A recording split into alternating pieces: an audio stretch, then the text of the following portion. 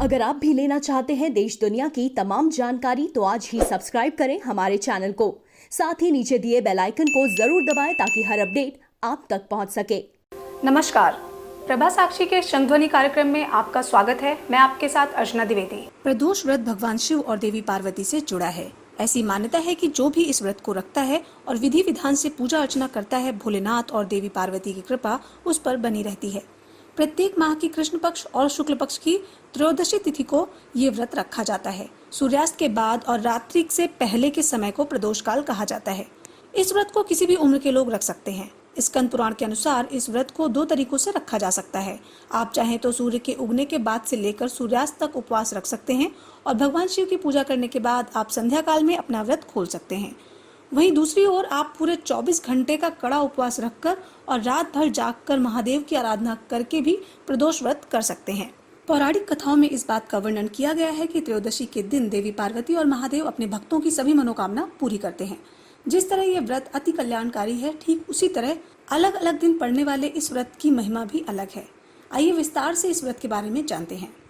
प्रदोष व्रत के महात्म्य को गंगा के तट पर किसी समय वेदों के ज्ञाता और भगवान के भक्त सूत जी ने शौनक आदि ऋषियों को सुनाया था। सूत जी ने कहा था कि कलयुग में जब मनुष्य धर्म के आचरण से हटकर अधर्म की राह पर जा रहा होगा, हर तरफ अन्याय और अनाचार का बोलबाला होगा, मानव अपने कर्तव्य से विमुख होकर नीच कर्म में संलग्न होगा, उस समय प्रदोष व्रत ऐसा व्रत होगा जो मानव को शिव की कृपा का पात्र बनाएगा और नीच गति से मुक्त होकर मनुष्य उत्तम लोक को प्राप्त होगा।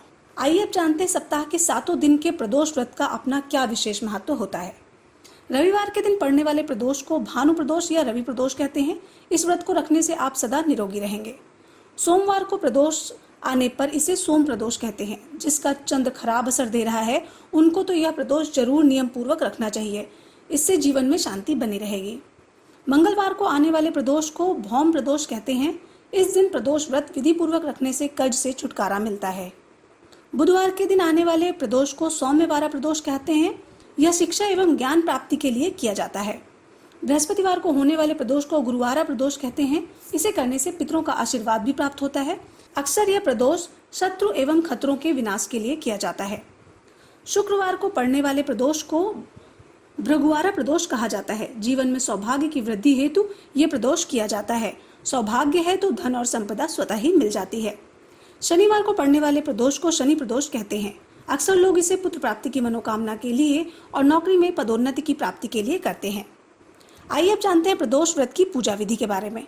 प्रदोष के दिन ब्रह्म मुहूर्त में उठकर स्नान ध्यान से निवृत्त होकर स्वच्छ वस्त्र धारण करें। इसके बाद आचमन कर अपने आप को शुद्ध करें। अब सबसे पहले सूर्य देव का जलाभिषेक करें और व्रत संकल्प लें।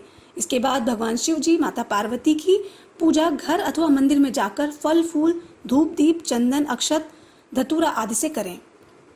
अंत में आरती अर्चना कर महादेव से सुख, शांति और समृद्धि की कामना करें।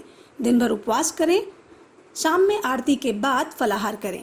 अब जानते हैं प्रदोष व्रत की उद्यापन विधि। इस व्रत को 11 या फिर 26 त्रयोदशियों को करने के बाद ही व्रत का उद्यापन करना चाहिए। व्रत का उद्यापन त्रयोदशी की तिथि पर करनी चाहिए।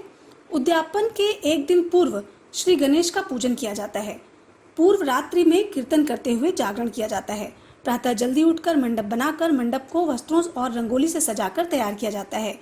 ओम उमा सहित शिवाय नमः मंत्र का 1 माला यानी 108 बार जाप करते हुए हवन किया जाता है।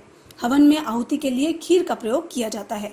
हवन समाप्त होने के बाद भगवान भोलेनाथ की आरती की जाती है और शांति पाठ किया जाता है। अंत में 2 ब्राह्मणों को भोजन कराया जाता है और अपने सामर्थ्य के अनुसार दान दक्षिणा देकर आशीर्वाद प्राप्त किया जाता है। उम्मीद है आपको वीडियो पसंद आया होगा। अगले सप्ताह फिर से किसी नई जानकारी के साथ मुलाकात होगी। तब तक के लिए धन्यवाद।